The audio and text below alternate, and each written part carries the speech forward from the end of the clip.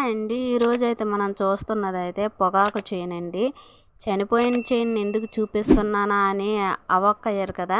నా వీడియో అయితే పూర్తిగా చూడండి. ఇవైతే చూస్తున్నవైతే పొగాకు చివరన వస్తాయి కదండి మొగ్గలు, అట్ల నుంచి అయితే మనకైతే విత్తనాలు అయితే వస్తాయండి.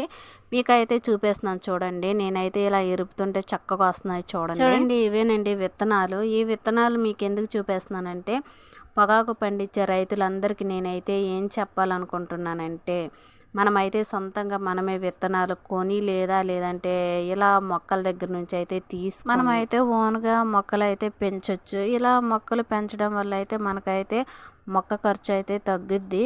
ఇలా అయితే మనకు ఒక విధంగా కలిసి వస్తుంది. లాంగ్ నుంచి మొక్కలు తీసుకురావడం వల్ల అయితే మనకైతే పొగాకు మొక్క అనేది ఈజీగా నలిగిపోతూ ఉంటుంది. దానివల్ల అయితే రైతులు చాలా ఇబ్బంది పడుతూ ఉంటారు. ఈ వీడియో నచ్చితే సబ్స్క్రైబ్ చేయండి, లైక్ చేయండి. Thank you.